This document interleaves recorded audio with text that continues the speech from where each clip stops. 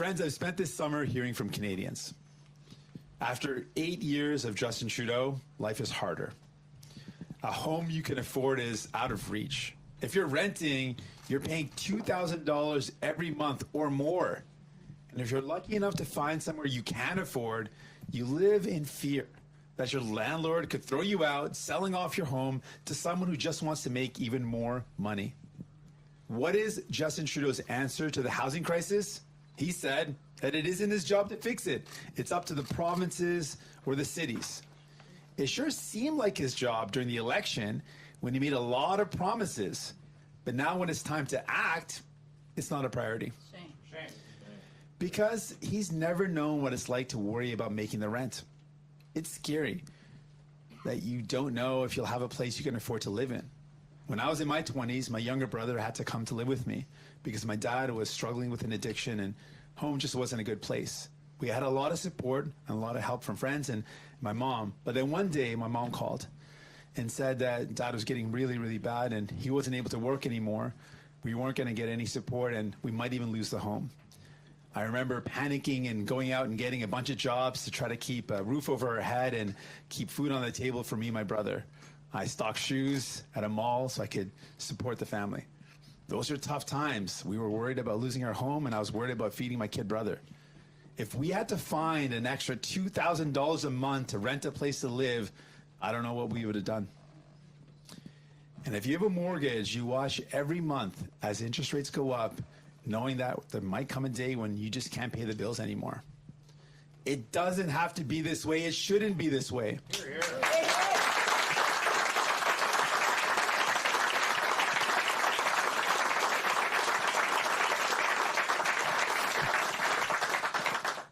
For decades, liberal and conservative governments have made choices. They've chosen not to build homes that Canadians can afford. These governments chose instead to let big money investors and corporate landlords take over the housing market, driving up prices for everyone else so they can make a quick buck. That's their priority. That's it. Si on se retrouve dans cette situation, c'est parce que les libéraux et les conservateurs ont fait le choix d'arrêter de construire des logements abordables. Ils ont choisi de laisser les riches investisseurs s'occuper du marché et faire des gros profits. Et maintenant, à la fois, Justin Trudeau et Pierre Poilievre tentent de blâmer les autres pour leur échec. Ensemble, Justin Trudeau et Pierre Poilievre ont perdu 1 million de logements abordables. 1 million! C'est fou! Ces deux-là font mal à votre portefeuille. And now, high interest rates are slowing down construction, driving up rents, and making mortgages more expensive. Do you know what the main driver of inflation is right now? A 30% increase in mortgage costs. According to the Bank of Canada and Justin Trudeau, raising interest rates is supposed to bring down inflation. That's the whole point of doing it. But now the Bank of Canada is actually causing the inflation they're supposed to fight. Last month, our economy slowed down. And while the bankers at the Bank of Canada may think that's good news, here's what that actually means for families.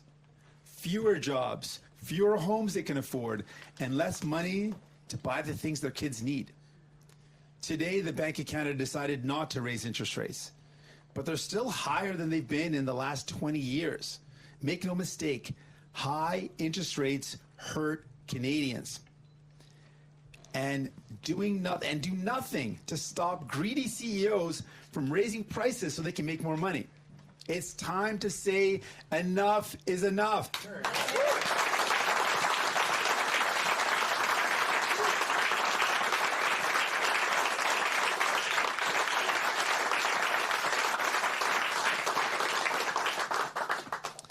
And it's time for Justin Trudeau, whose government sets the mandate for the Bank of Canada, to clearly give the message that policies that hurt workers and hurt families are wrong.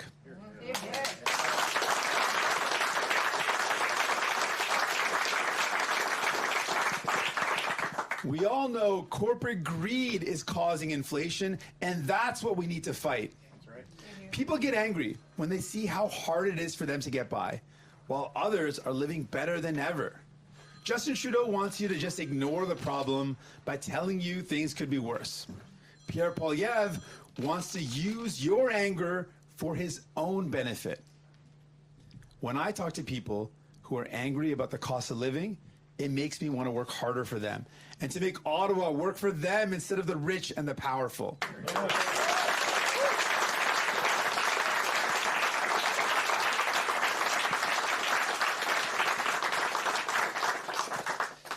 Les gens sont fâchés et découragés. Ils font tout ce qu'ils peuvent et ils n'arrivent pas à joindre les deux bouts. Justin Trudeau fait comme si tout va bien. Et Pierre Poilievre veut diviser les gens parce que ça lui sert. Moi, je veux qu'on utilise le pouvoir qu'on a pour faire en sorte que Ottawa travaille pour monsieur, madame, tout le monde, plutôt que pour les autres riches.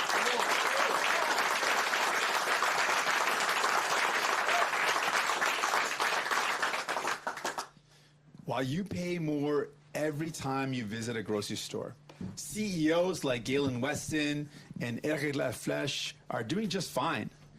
Metro grocery store workers just successfully went on strike for better wages, and we're proud of that. But the reality is they went on strike because they couldn't afford to shop at the stores where they worked. Think about that. I listened to the stories of those grocery workers on the picket line. They deserve higher wages, better work conditions, more support.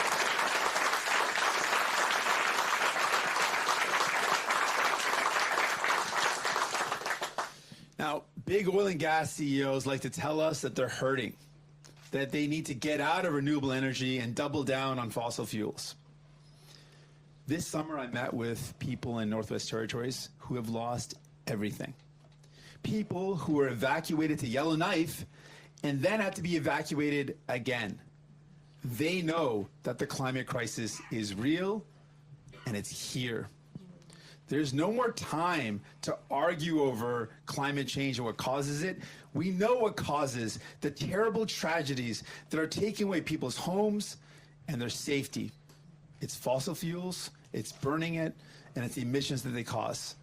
We need to cap emissions of oil and gas producers, and we need to help Canadians prepare for a future that sadly will have more fires and storms. Because when fires and floods hit communities, it's regular people who lose the most. They lose their homes, their jobs, and the lives that they've built.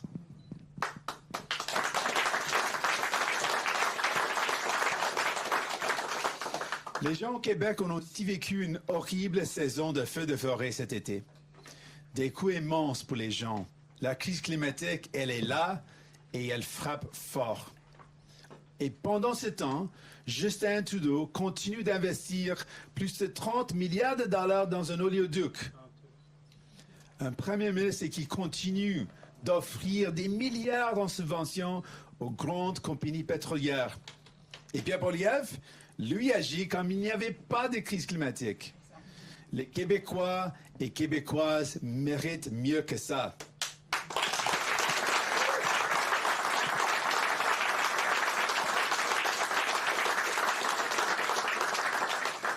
L'NPD va forcer les libéraux à plafonner les émissions des grandes pétrolières. You know, Pierre Poilievre is not who he pretends to be. He actually would make life even harder for working people. When he had the chance to build homes people could afford, he failed. He let 800,000 affordable homes be sold off to rich developers. And under Justin Trudeau, there have been another 200,000 affordable homes lost. If we think about that for a minute, that's 1 million families that could have had an affordable place to live today. Now, we only have to look at Doug Ford to see what Conservatives think are the solutions to the housing crisis. Sell off public land to rich developers. And that's exactly what Pierre Poilievre has already promised to do. He claims to care about working people, but you'll never see Pierre Poilievre fighting alongside workers for higher wages. You'll never see him at picket lines. You'll never see him supporting workers on strike. He voted against having a minimum wage twice. Shame. And he passed laws to make it harder for unions to win better pay for workers. That's who he is. He made it harder to get a pension, delaying the retirement age to 67. Shame. And he's still working against people. He's still working against working people getting a decent pension. One of his first ideas after becoming a leader was to cut the Canada Pension Plan. He wanted to give corporations more profits, but reduce pensions for workers. You see, for Pierre, it's all an act. He pretends to care, but he doesn't know how regular people live. He thinks if you live in a normal home, instead of a government-funded mansion like him, it's a shack. Pierre Poilievre has had government-funded dental care for almost all his adult life, but he wants to take it away from kids and their families who are just now able to get their teeth fixed. Shame. That's not the kind of respect that working people deserve. Pierre Poilievre doesn't want to help, he just wants power. And he will use that power the same way conservatives have always used their power, to make the rich richer and to take away every bit of dignity from hardworking Canadians. That's right. That's what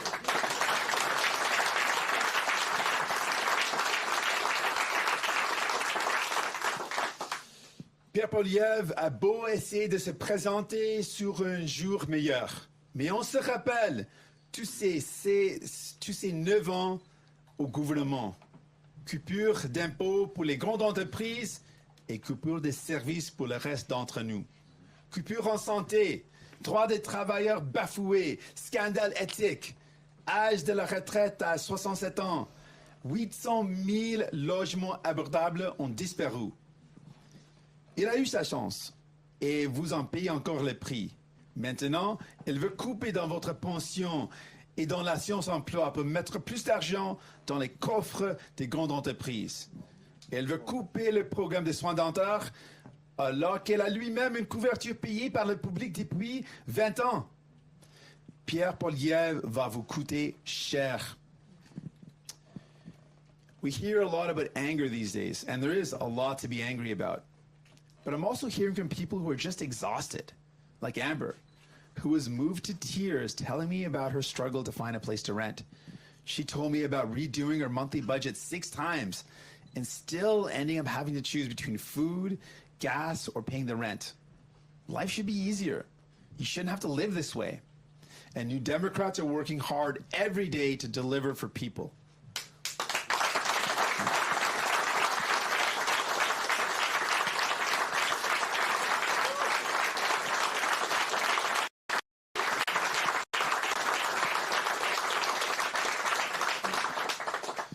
Like dental care, hundreds of thousands of families are able to take their kids to the dentist because we forced the government to put dental care in the budget.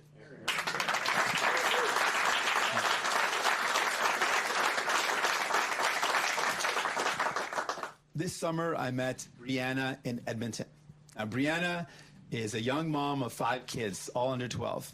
And she told me with the cost of living as high as it is, it's all she can do to just keep a roof over the head of herself and her children and to keep food on the table, and that she's had to make sacrifices. And sadly, one of the sacrifices she's had to make is that she couldn't afford for her kids to see the dentist.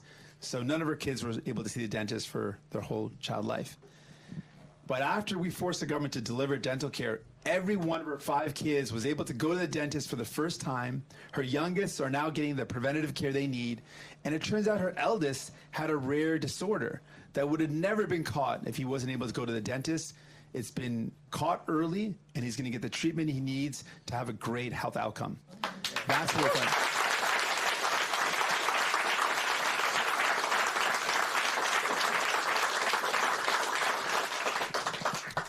That's who we're fighting for, Brianna, and the thousands of families like hers. And we're going to keep on fighting for dental care for everyone who needs it.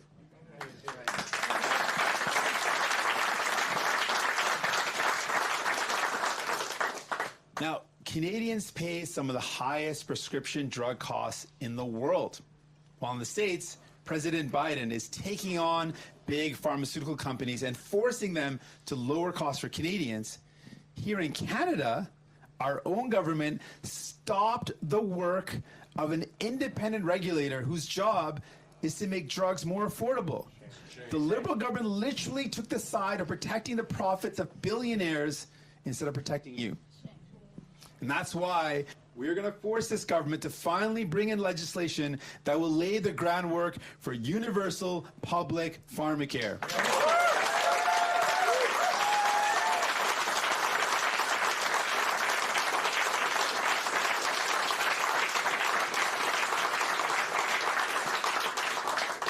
That's going to bring the costs of medication down for everyone. We're also going to make sure this government finally brings in anti-scab legislation.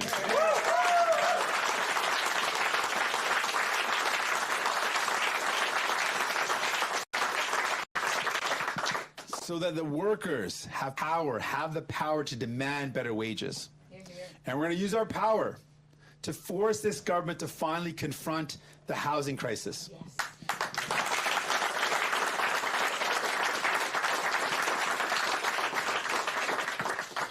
While Justin Trudeau may say it's not his job, and Pierre Poilievre may blame other politicians, we are going to get Canada building homes again.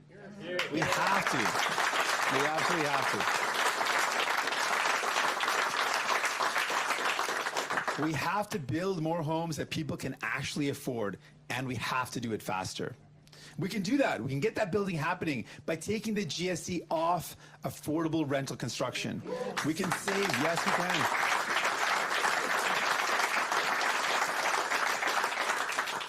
And we can save affordable homes from being sold off with a fund to help nonprofits buy apartment buildings, keep them in the community.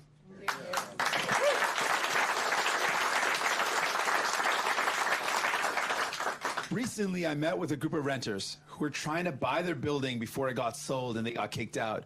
They should be supported. They should have a fund they can access.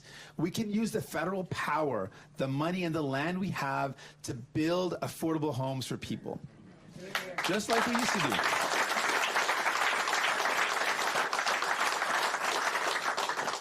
Just like we used to do before Liberals and Conservatives stopped building and let private investors with deep pockets take over the housing market. It's time for homes to be a place where families live, raise their families, and make communities, not a quick get-rich program for big investors.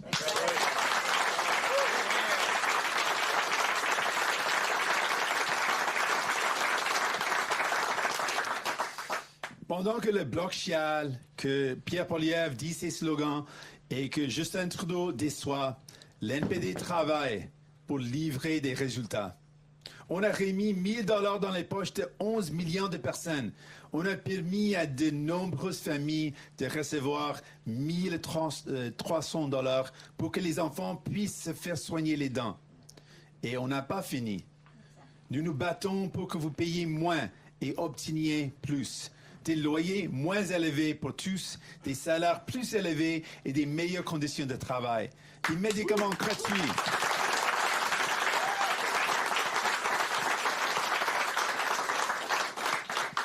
Des factures d'épicerie, de cellulaire et d'Internet moins élevées. Des meilleurs soins de santé. Yeah.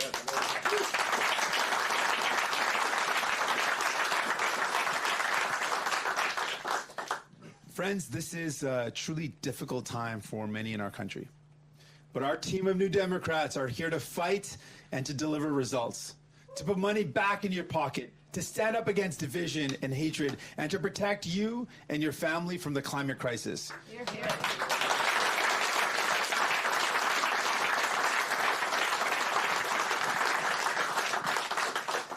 This is what we will do every day in Ottawa. Justin Trudeau will delay and disappoint. Pierre Poilievre will blame and complain. But my job, our job, is to get results for you. Thank you. Let's get to work. Merci, allons-y. Allons-y.